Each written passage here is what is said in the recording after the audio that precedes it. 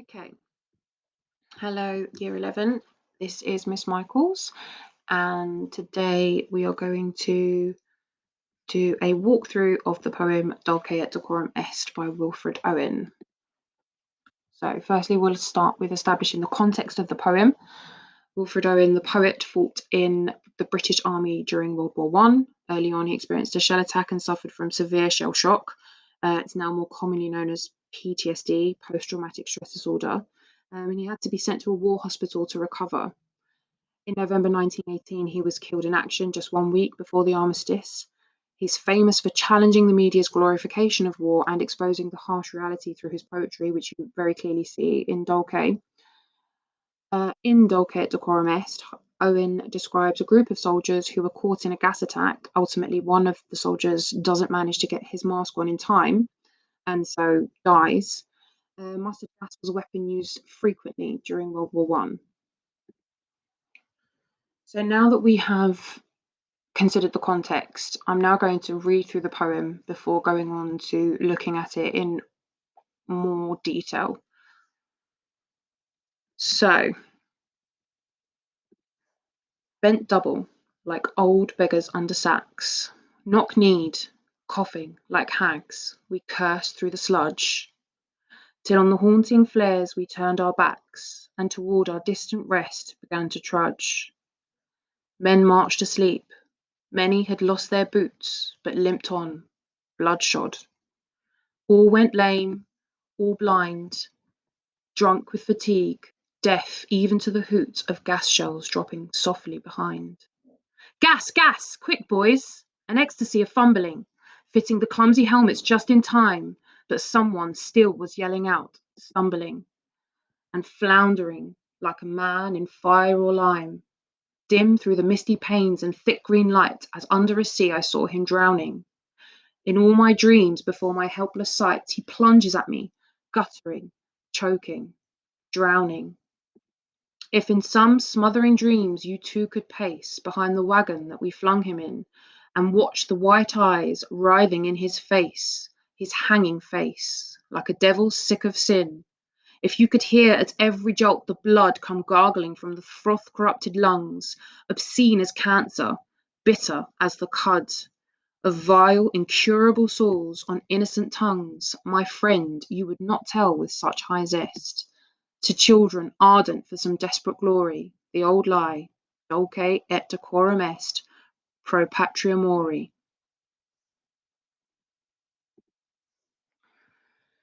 Okay, so what could the question look like? Now, in poetry anthology, obviously you get 2 questions. The first question, the poem will be printed for you. So if, for example, the question is about Dulce et Decorum Est, it would read something like this. Wilfred Owen is a poem about, and then there would be a particular theme. So you wouldn't get all of these themes that you can see here in red: war, conflict, death, trauma, reality of war. These are just examples of possible themes that could come up, but obviously it would only be one of them. So how does Wilfred Owen present, for example, reality of war in the poem? And then remember to refer to the context of the poem in your answer. So for the first question, which is worth 15 marks, it would ask you to look at the poem in front of you. It would give you a thematic focus. One of the thematic focuses, and again, this isn't necessarily an exhaustive list, and then you would answer your single poetry response. The second question will ask you to compare that poem, so in this case, Dulce et Decorum Est, with a second poem of your choice, and it would ask you to compare using the same thematic focus that it did in the first question. So, top tips for responding to the question. You need to ensure that you are tracking through the poem chronologically, making sure that you analyse the beginning, the middle, and the end of the poem, making sure you're taking quotations from across the poem. You'll see when we look at it in more detail in a moment that, I'm focusing on and talking you through quotations from across the poem and not just sort of bunching them up at the beginning or in certain areas of the poem. You need to make sure that you're using clear topic sentences or points at the beginning of your analytical paragraphs. You should follow roughly a sort of a 5-paragraph structure, in that you start off with a clear introduction, establishing some of the context and what the poem is about and key message, and then you have around 3 paragraphs of analysis before concluding your response. A good essay is one that reads clearly without having to look at the poems. And then you should weave in form, structure and form analysis with the language. It shouldn't be that you have 1 paragraph on language, 1 paragraph on structure. No, your analysis should focus around your topic sentences. And, you establish your topic sentence, and then you weave in language analysis, structural analysis, form analysis, whatever is relevant to that point in that analytical paragraph. Making sure that you're always linking back to the focus of the question. So if the focus of the question, for example, is war, the theme is war, then making sure that you're clearly referring back to how the analysis, the inferences that you're making, show war, or show whatever it is about, whatever it is that you're talking about, you're commenting on, how that shows war. So making sure you're clearly linking back.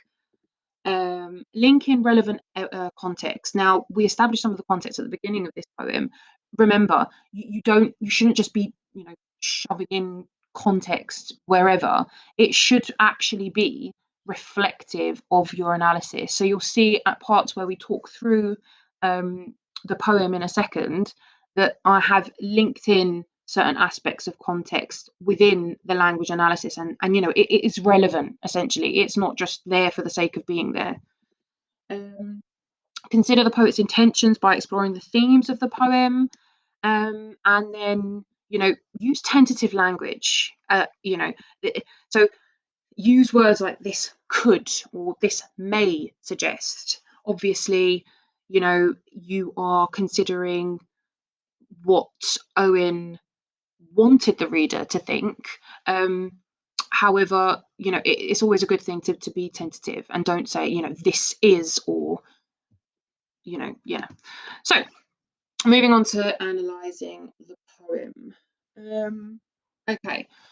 So, firstly, obviously, the poem starts with, or the title is Dulce et Decorum est, which is Latin and translates into English as "it is sweet and proper."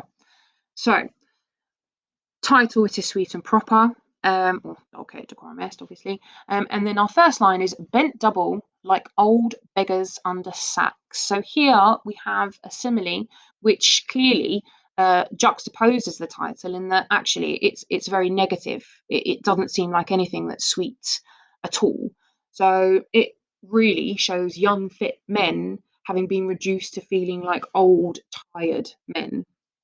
It then moves on to using another simile, "coughing like hags," which reinforces the physical effects that active service and the conditions of the trenches would have had on these soldiers. They were ill, they were exhausted.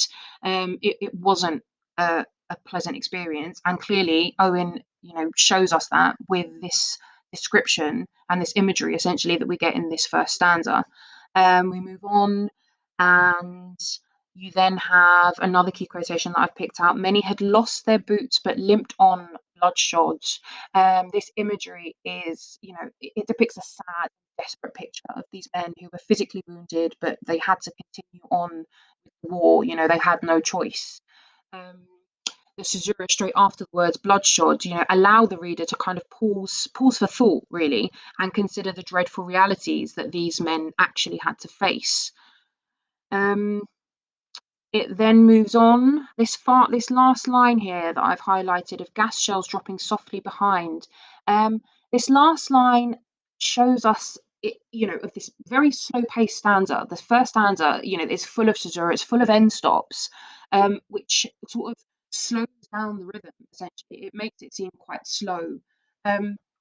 Owen here really is foreshadowing the mustard gas about to happen. The fact that there are, gas shells dropping softly behind, show the readers that these fatigued soldiers are vulnerable to attack, because, they're deaf even to the hoots. They're not even they can't even really hear the sounds of the gas dropping behind because they're so exhausted.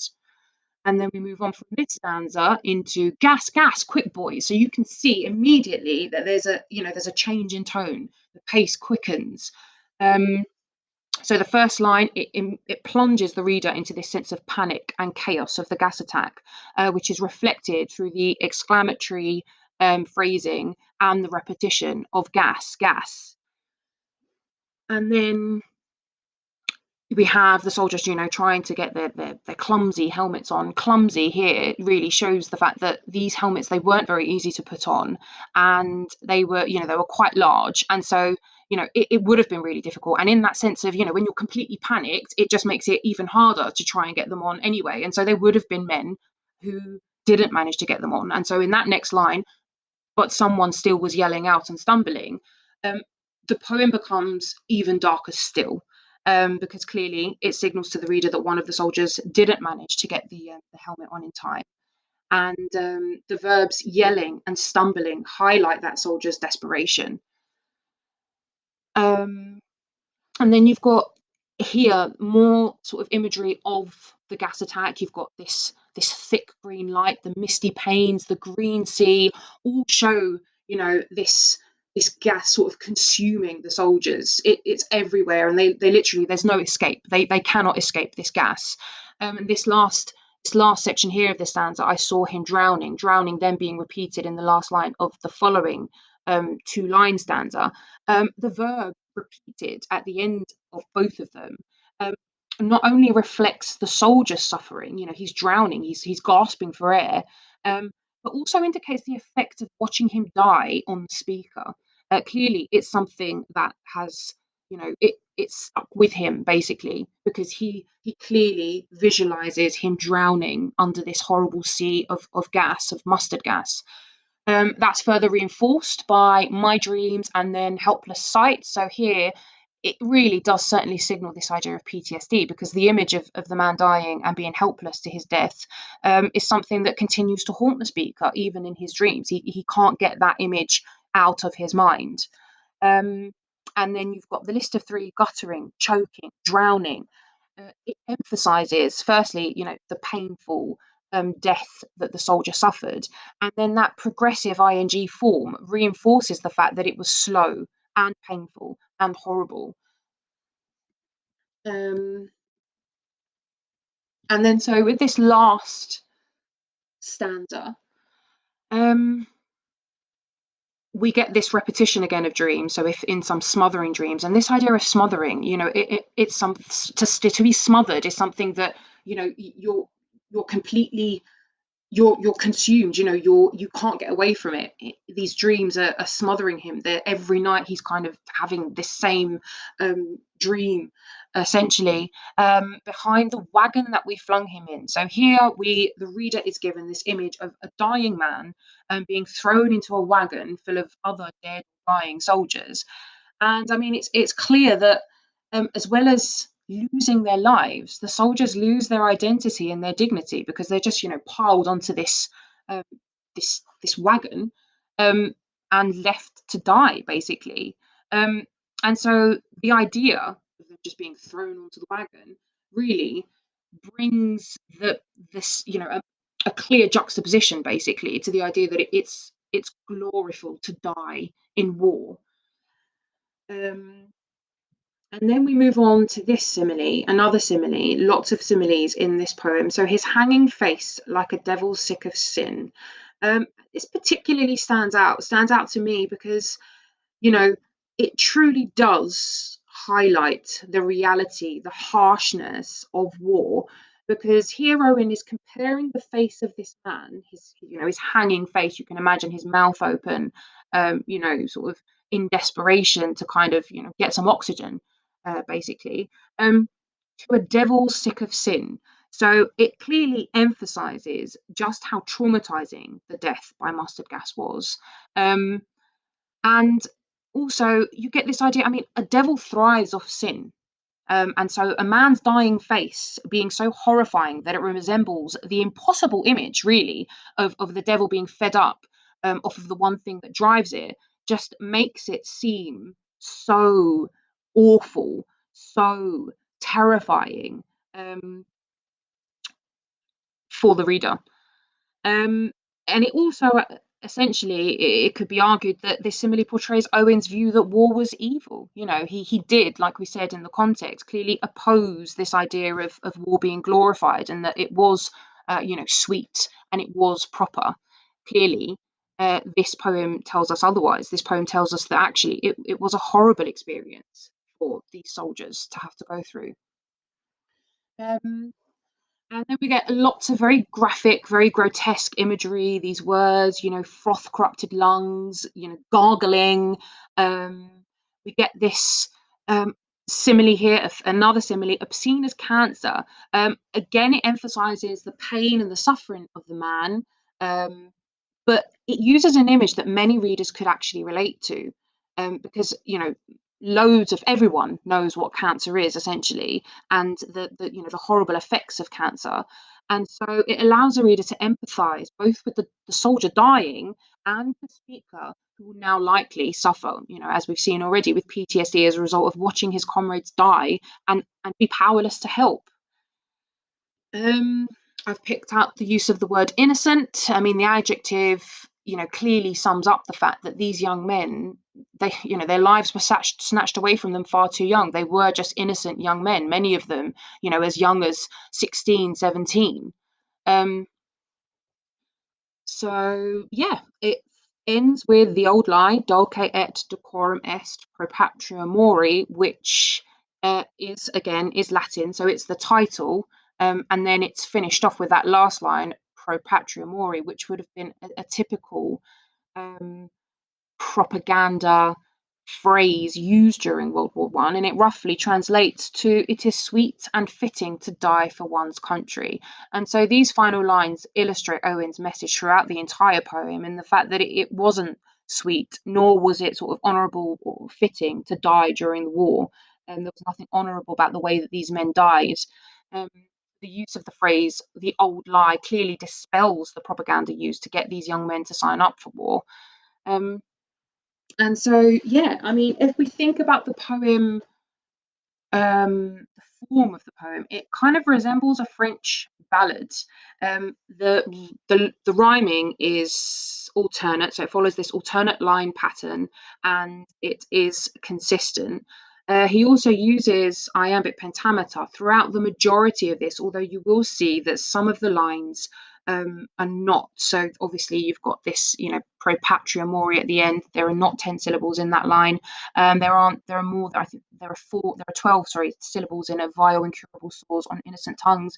And so, I mean, those irregularities certainly could reinforce the feeling of these soldiers and the chaos that the poem basically describes, the chaos of this man trying to get his mustard gas, his mask on, and failing to, and then essentially dying this really awful, painful death. Um, and so, yeah, that is the poem in a nutshell. And then finally, which poem would I compare it with? I would compare this poem with either The Soldier or Mammoth's Wood. I would compare it with The Soldier, um, because they explore very similar themes, but from very, very different perspectives. Obviously, Owen experienced war firsthand, whereas Brooke died before being able to fight World War One. And you see a very different image of what war is when you read the two poems. Dulce clearly shows you that it was a horrible thing, and men died, innocent young men died, and their deaths were awful and tragic. Whereas obviously Brooke describes this, very sweet and honourable death, and talks a lot about going to heaven, and obviously doesn't actually highlight any of the harsh realities. So they work really very well together. Obviously, they're both poems about World War One, and then yeah, like I said, Brooke glorifies war, whereas Owen clearly opposes that view. I would also compare it to, or either or. Obviously, you would only compare it to one of the other poems. You wouldn't compare it to both of them. But if I didn't compare it to The Soldier, I would compare it to Mammoth's Wood, because both of the poems explore similar themes again. Um, Both poems are again about the effects of World War One. Dulce et Decorum est was written during World War One, whereas Mammoth's Wood was written in 2005. So it's a much more modern poem. Um, and it explores the long-lasting effects of war because fragments of soldiers' remains were still being uncovered um, in the earth nearly a century afterwards. And so both of these poems really show, I mean, Dulce obviously shows the instant effect of war and, actually being there and witnessing what war was like firsthand. Whereas Mammoth Wood describes how that same war impacts the earth and has impacted people, years and years and years and years later. And so that is it. I hope you enjoyed it.